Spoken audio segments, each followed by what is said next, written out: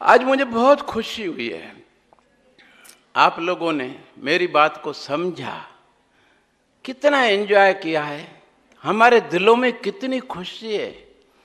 कम से कम मैं अपना देखता हूं, मेरे हृदय में इतनी खुशी है कि मैं अपने आप को रोक नहीं पाया। हाँ? याशिका होती तो मैं नाचता भी शायद। उसके बाद कोई ऐसी ड्रम बजाने वाली बेटियां नहीं आई, लेकिन मेरा हृदय नाच रहा है। साथ ही साथ कुछ आवश्यक बातें हैं जो बताना जरूरी है आपको, बहुत जरूरी बातें हैं, क्योंकि आपको यहाँ पर बहुत ही प्रोटेक्टेड माहौल मिला। यहाँ से जब आप जाएंगी, कहीं भी जाएं, एक बात आपको बता दूं, याशिका, मंजू सबलानी, डोली, जो यहाँ से जवाहरलाल नेहरू यूनिवर्सिटी का नाम सुन के गई थी, आज वो पछता रही हैं कि भाऊ वहाँ से तो इधर अच्छी पढ़ाई है, वहाँ पर खर्चा भी ज़्यादा, गुंडागर्दी भी बहुत है। मुझे पहले मालूम होता तो हम जाते ही नहीं। इसलिए मैं आप सब लोगों से निवेदन करूँगा कि जो कोर्सेज हमारे कॉलेजेस में चल रहे हैं, और 100% प्लेसमेंट तो मैनेजमेंट में है, MAM, और वहाँ का जो डायरेक्टर है उसने कल भी मेरे को स्पेशली कहा, भाऊ जब नवनीत की बिटियाँ मेरे यहाँ आ गई हैं ना, तो जो दूसरी बिटियाँ बाहर से आ रही हैं उनका नेचर भी नवनीत की बिटियाओं की वजह से वैसा सुधरता जा रहा है। उनकी बात करने का लहजा, कितनी मधुर शालीन भाषा में बात करती हैं। मैं कई बार नीता चंदनानी से मिला। नीता चंदनानी को कितने लोग नहीं जानते हैं? हाथ ऊपर करो। नहीं जानती हो? दुर्भाग्य मेरा। अरे Neeta Chandnani is the heroine of this school, जिसको उम्मीद नहीं थी कि पास होंगी, लेकिन वो पास भी हो गई। और मैं उससे MM कॉलेज में 6 महीने बाद मिला पहली बार। अरे मैं तो पहचाना है नहीं, एक तो ड्रेस इतनी बढ़िया, फिर वो फर्राटेदार इंग्लिश में बात कर रही थी। अरे मैंने कहा ये तुम कैसे सीख लिया 6 महीने में बेटा? I can't speak like you. बोली भाऊ इधर इतना सिखाते हैं, इतनी बातें हमको सिखाई है कि मैंने कभी सोचा भी नहीं था। I am totally changed. मैंने कहा वो तो मेरे को दिख ही रहा है, जो बात करने में घबराती थी आज इतनी फ्लुएंटली और इतना अच्छी तरह से बात करे, नेचुरल वे में। मुझे बहुत अच्छा लगा। मैंने उसको कहा बेटा तुम्हारा नंबर दो, तुमको मैं अपने व्हाट्सएप पे रखूँगा ताकि कभी तुम छिटक नहीं जाओ मेरे से। जो अच्छी अच्छी बिटियाँ होती हैं, मैं आज भी, याशिका मेरे व्हाट्सएप पे है, मंजू है, डाली नहीं है। क्या करूं? क्योंकि डाली का कुछ नेचर अपना ही है, तो वो अलग रहना चाहती है, वो नहीं चाहती है। लेकिन एक बात बताऊं बेटा, दूर के ढोल सुहावने लगते हैं। लवीना लोकवानी जहाँ गई है, एक्सीलेंस कॉलेज है, BSS कॉलेज है, बताती है भाऊ जो हमारे कॉलेजों में पढ़ाई है वो यहाँ नहीं है, और जितना और अच्छी बातें हमको यहाँ सिखाई जाती थी, यहाँ कुछ भी नहीं। यहाँ तक के आइपर कॉलेज का जो मालिक है उसकी बिटिया भी संत हरदाराम गर्ल्स कॉलेज में पढ़ती है। अब आप समझ सकते हैं हमारे कॉलेजों में क्या होता होगा। वो इतना समझदार व्यक्ति अपनी बिटिया को यहाँ पढ़ा रहा है। इसीलिए बेटा यहाँ पर जो कोर्सेज हमारे कॉलेजेस में हैं, उनमें से यदि आपको करना है तो किसी के कहने पर भ्रमित मत होना। वही आपको हर प्रकार की फैसिलिटी, हर प्रकार का सपोर्ट, हर प्रकार का गाइडेंस, और वो आत्मीयता, पर्सनल अटैचमेंट वहाँ के टीचर्स के द्वारा, मेरे द्वारा आपको कंटिन्यूसली मिलता रहेगा जब तक आप कहीं वेल प्लेस्ड नहीं हो जाते।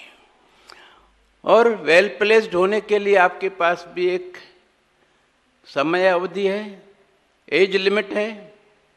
23-24 तक वेल प्लेस्ड हो जाओ, ज्यादा से ज्यादा 25 तक। क्यों कि 26-27 में हर एक लड़का शादी कर लेता है। उस समय आपके सामने कई ऑप्शंस होंगे। देखो बेटा, मैंने आपको उस नगर सेठ की धर्मपत्नी की कहानी सुनाई थी, याद है किसी को? किसको याद नहीं है हाथ ऊपर करो। सबको याद है? किसी से भी पूछूं? क्योंकि वो कहानी अगर भूल जाओगी बेटा तो फिर आगे नहीं बढ़ पाओगी। वो आपके लिए बहुत बड़ा मोटिवेशन है कि अगर हमें नहीं पढ़ी, भली कितने बड़े परिवार में मैं आज हूं, अमीर हूं, बहुत अमीर परिवार में मेरा पिता करोड़ों रुपए देकर शादी कराए, लेकिन अगर मैं पढ़ी लिखी नहीं हूं तो मेरी दुर्दशा क्या होगी। समझ में आया था कहानी सबको? जिसको याद है हाथ ऊपर करो भला। चलो ऐसा करते हैं, एक को याद है बस। चलो भाई, कोई एक सुना दो। Yes please. What's a good name? My name is Priyanka Tolani. हाँ, कॉमर्स 12। हाँ बेटा बताओ। भाऊजी, वो स्टोरी ये थी कि एक वो जो हस्बैंड वाइफ थे, वो एज थी, उनकी बहुएं भी थी, बहुत अच्छी प्रॉस्परस फैमिली से बिलोंग करते थे। उनको रिस्पेक्ट भी बहुत मिलती थी, बट पूरा सिचुएशन तब चेंज हुई जब उनके हस्बैंड की डेथ हो गई। उनके हस्बैंड की डेथ होने के बाद जो भी वसीयत या विल थी वो उनके बच्चों के ऑलरेडी नाम पे थी, तो ना उनकी बहुओं ने और ना ही उनके बेटों ने ना कोई रिस्पेक्ट दी। उस टाइम पे जब उनके हस्बैंड की डेथ हो गई तो उन्हें खाने के लिए भी अच्छे से नहीं देते थे, ना रिस्पेक्ट देते थे, बहुत गंदे अब्यूजिंग वर्ड्स यूज़ करके उनसे बात करते थे। तो आपने ये बताया था अगर वो लेडी थोड़ी बहुत एजुकेटेड होती, थोड़ा अपना अच्छा क्वालिफिकेशन होता, तो उस टाइम पे भी अपनी कोचिंग क्लासेस चला के अपने लिए अपनी लाइवलीहुड अर्न कर सकती। अगर कहीं सर्विस की होती तो उसको आज पेंशन मिलती होती, और दूसरा कुछ भी नहीं करती होती, वो बंगला उसके नाम था। पढ़ी लिखी होती तो अपना अधिकार ले सकती थी, लड़कों को कहती निकलो बाहर, मेरा बंगला है। तो पढ़ाई आप लोगों के लिए कितनी आवश्यक है ये सोचो बेटा। जीवन के अंतिम श्वास तक आपका समाज में एक सम्मानित स्थान रहे, कोई आपको प्रताड़ित न करे। मैं कैसे सहन कर पाऊंगा कि मेरी बिटिया को कोई प्रताड़ित करे? इसलिए मैं आज फिर आपको याद दिलाना चाहता हूं। नंबर 1, हमारे कॉलेज में जो कोर्सेस हैं यदि वो करें तो यहाँ करें। न दिल्ली में कुछ रखा है, न भोपाल के कॉलेजों में। BSS एक्सीलेंस की बच्चियां मेरे रोती हैं, लेकिन अब क्या करें? इसलिए अपना निर्णय भावनाओं में बहकर मत लीजिएगा। अब खुद आपकी जो फ्रेंड्स सीनियर्स वहां पर हैं, वो मंगतानी, क्या नाम है उसका, ज्योत्सना मंगतानी, वो है ना वहां पर। बहुत सारी लड़कियां हर कॉलेज में हैं, नेचुरोपैथी में भी हैं, ट्रेडिशनल कॉलेज में भी हैं, मैनेजमेंट में तो बहुत है।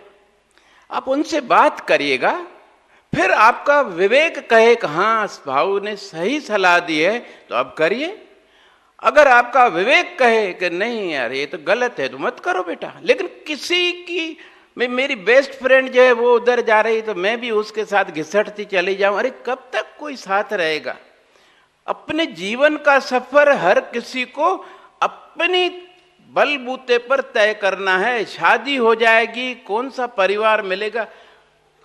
जो आपने कहा ना, सुख जो है मन के अंदर है। ये मन के अंदर, हमारे अंदर कैसे है? जब हमारे अंदर वो सामर्थ्य हो कि हर परिस्थिति में हम ढलना जानते हैं, वो आदमी कभी दुखी नहीं हो सकता।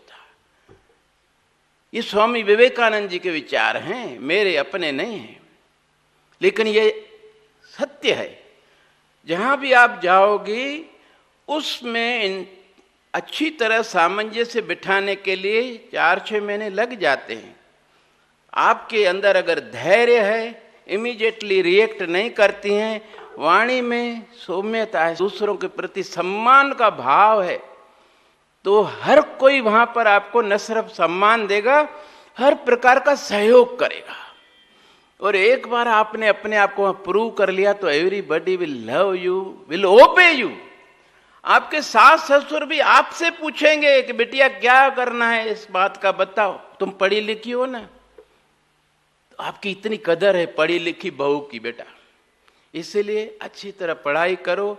और बाहर के कॉलेजों में भी, भोपाल में जैसे इंजीनियर डॉक्टर वगैरह बनना है, कोशिश ये करो। भोपाल, इंदौर, मतलब मैं देखता हूं जितनी दूर चली जाती हैं लड़कियां, उतना ही उसका अपने परिवार से संबंध जो है थोड़ा डाइल्यूट होता जाता है। और फिर वहां पर उसको कैसे फ्रेंड्स मिलते हैं, मैंने देखा है बेटा। अच्छी अच्छी लड़कियां, वो क्या हुआ, एक फ्लैट ले लिया किराए पे, उसमें 4 या 5 लड़कियां रहती थी, जिसमें 2 मेरी बिटियाएं थी। मैं उस शहर में गया, मैंने कहा मेरी अच्छी बिटियाएं हैं, यहाँ आई हैं, मिल तो लूं। मैंने उनसे पूछा बिटिया कहाँ रहती हो? बोले भाऊ हमने इधर फ्लैट ले रखा है, पेइंग गेस्ट है यहाँ पे, और हम 4-5 लड़कियां हैं। कहाँ पर?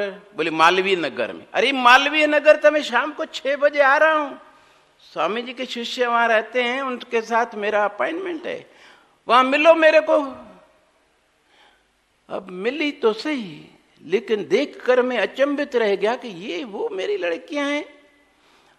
इधर इतना बाल, ये आंखों के ऊपर, इधर लाली तक क्या था, उनकी हील थी, और अपने साथ एक एक बॉयफ्रेंड, एक मुसलमान था, एक क्रिश्चियन था। और ये बाबा क्या! और परिणाम ये हुआ कि दोनों के रिजल्ट खराब आए, लौट के आए हैं, जवाब नहीं मिल रहा है। देखो ना, माँ बाप हम पर विश्वास करके भेजते हैं, लेकिन वहां जो संगति डेली की मिलती है तो हम धीरे धीरे उसमें ढल जाते हैं। ऐसा साहस बहुत कम लोगों में है। दूसरी तरफ यशस्वी कुमुद का भाई सृजन है गुड़गांव में, उसके रूम के साथ पेइंग गेस्ट जो फ्लैट लिया है, 3 और लोग हैं, तो साउथ के हैं। वो रोज रात को शराब पीते हैं, लेकिन दिमाग उनके पास कम है। He is very creative. उनकी कंपनी को क्या है, पेटेंट करवा के मशीनें देनी होती हैं, और ही इज क्रिएटिव। उस टाइप की मशीन किसी और कंपनी ने अगर पेटेंट करा ली है तो ये उसमें और कुछ अपडेशन करके पेटेंट करा देता है। इसलिए कंपनी ने उसको स्टार्टिंग में 16 लाख का पैकेज दिया था, अभी तो उसका 25 लाख पैकेज हो गया है। लेकिन वो जो उसके 3 जो डफर साथी हैं, वो मांस खाते हैं, शराब भी पीते हैं। रात को जब बैठते हैं तो ये बोलता है मैं शराब नहीं पीऊंगा, न मैं मांस खाऊंगा। आपकी प्रॉब्लम्स जो हैं मैं आपको सॉल्यूशन बता दूंगा, ऐसा करो। और मैं कोका कोला ले करके आपको ऐसा नहीं लगे कि मैं ऐसा बैठा हूं, पीऊंगा। उन्होंने बहुत प्रेशराइज किया, बोलो अगर मेरे को प्रेशर डालोगे ना तो फिर मैं तुम्हारे साथ बैठूंगा ही नहीं। बस चुप हो गए सब। अगर आपने मन से ठान लिया है कि हमें जीवन में कुछ बनना है, कोई गलत आदत हमारे अंदर ना आए, तो बेटा कोई भी जबरदस्ती आपके मुंह में न सिगरेट ठूसेगा, न शराब की बोतल, न कोई और नशा जो वहां जेल में आधी लड़कियां कर रही हैं। तो इसीलिए बेटा यहां पर रहोगी, अपने पेरेंट्स के सामने रहोगी, हमारे सामने रहोगी, तो आपकी अच्छी तरह से हर प्रकार की सुविधा, संभाल, गाइडेंस, सब कुछ हम आपको दे पाएंगे। बाहर भी जाओ तो प्लीज जब आप यहाँ छुट्टियों में आओ तो अपने टीचर से मिलो जरूर, और जो भी आपकी प्रॉब्लम हो उनसे पूछो। जिस भी टीचर के साथ आपका अटैचमेंट हो, और किसी के साथ नहीं हो तो कम से कम मेरे को तो कर सकती हो, वहां से भी फोन कर सकती हो, मेरे व्हाट्सएप पे भी जो आना चाहे आ सकती है। I will guide you, I will motivate you. जब तक आपका कहीं प्लेसमेंट हो जाए, उसके बाद कोई अच्छा सा लड़का आप खुद चूज करो, फिर शादी पर मुझे बुलाओ, मैं आऊंगा। और शादी से 1 महीना पहले आपको बुलाऊंगा भी सही। I will guide you regarding the marriage. After marriage you should remain happy with your husband, ये भी मैं सिखाता हूं। आप तो अभी बच्ची हो, कई आपकी टीचर्स ने शादी की, कई आपकी सीनियर्स ने शादी की, वो आते मेरे पास, ये मेरे गुरुदेव की कृपा है। दूसरे कॉलेजों में जहां जाओगी बेटा, वहां पर रैगिंग है। हमारे यहां तो किसी कॉलेज में रैगिंग नहीं है। मेन गेट के बाहर सीनियर्स एक झुंड में खड़े रहते हैं। मैंने कई बार बताया आपको। आप लोग समझोगे कि वो तो आपस में बात कर रहे हैं और आप निकल जाओगी। बस ये उनका जाल है। बुलाएंगे, ठोकेंगे, पूछेंगे भी नहीं नाम, पहले तो अच्छी तरह ठुकाई करके, क्यों बड़ी आदमी बन गई हो, विश तक नहीं किया। हम क्या बोले कि सर आप आपस में बात कर रहे थे आप लोग, हम कुछ भी कर रहे हो, आपको विश करना है, हम आपके सीनियर हैं, you have to give respect to us. लेकिन वो आपको देखें या नहीं देखें, आप वहां से गुजरे तो विश करिए। वो उनकी नजर आपके ऊपर रहती है। ज्यादातर तो बुलाएंगी नहीं, अगर बुलाएंगी तो बहुत ही प्रेम से नाम पूछेंगी, परिवार के बारे में पूछेंगी, कितने बहन भाई हो, अच्छा कुछ गाना बजाना भी जानती हो कि ऐसे ही हो, हाँ मैं ये गाना जानती हूँ, ये बजाना जानती हो, अच्छा हमको भी गाकर बताओ, एक आध गीत सुनेंगी। फिर उनकी जो नेता होगी बोलेगी मेरा नाम ये है, कोई भी बोले कुछ भी कहे, बोलो मैं इस नेता की लड़की हूँ। Nobody will touch you throughout your whole college life। न सिर्फ इतना, कॉलेज में लाइब्रेरी से बुक्स लेने में बहुत प्रॉब्लम आती है। वो जो नेता है आपको, उसको तो हमेशा ही वहां रहना है, वो कभी नहीं जाते, फेल होते रहते जानबूझकर, क्योंकि उन्हें तो नेतागिरी करना है, पढ़ना थोड़ी है। दबदबा रहता है, उनकी पूरी गैंग रहती है। बाबा आपको लाइब्रेरी से, लेबोरेटरी से, जहां जहां जो फैसिलिटी, जो बुक्स चाहिए वो दिलाती हैं, जैसे आप अच्छी तरह पढ़ाई कर सकें। और कॉलेज के अंदर भी कोई और लड़की आपको परेशान करे तो उसको वो सीधी कर देती है। ये क्यों करती हैं? आपने जो उनको सम्मान दिया, आपकी वाणी में जो नम्रता, शालीनता, सौम्यता है, दूसरे को सम्मान देने से हम छोटे नहीं हो जाते बेटा।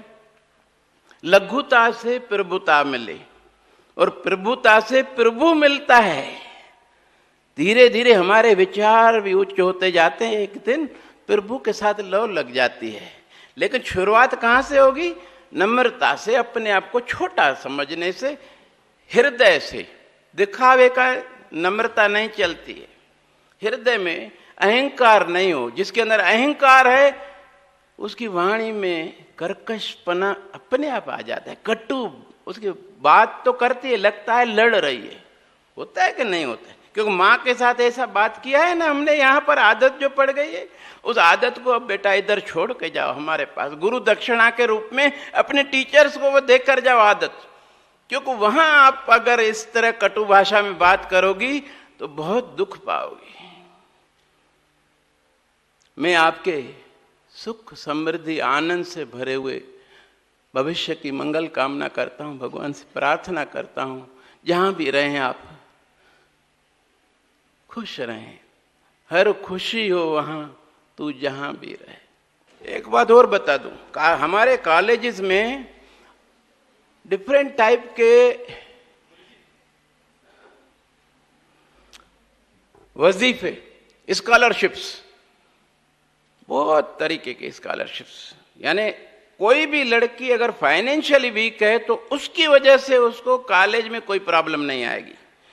और दो कैनारा बैंक से और सेंट्रल बैंक से हमारा एग्रीमेंट किया हुआ है मैनेजमेंट कॉलेज का स्पेशली, कि एजुकेशन लोन बिना सिक्योरिटी के वो हमको दे देंगे, तो आपको कहीं प्रॉब्लम नहीं आएगी। उस आर्थिक रूप से आगे पढ़ने में आपको यदि कमजोर महसूस करती है अपने आप को, तो उसके लिए हम जवाबदार हैं, हम आपकी हर प्रकार से मदद करेंगे।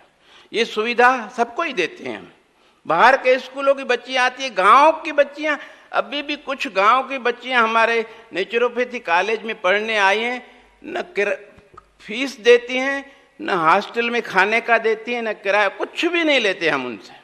हम सिर्फ उनसे ये कहते हैं बेटा अच्छी डॉक्टर बन जाओ, अपने गांव में जाकर के जो यहाँ सीखा है उनको सिखाओ, क्योंकि प्राकृतिक चिकित्सा एवं योग विज्ञान स्वस्थ रहने की कला सिखाता है। जीवन में कभी बीमार ही नहीं पड़ो, अपने पूरे गांव को स्वस्थ रखो, ये तुम्हारी फीस होगी हमारे लिए।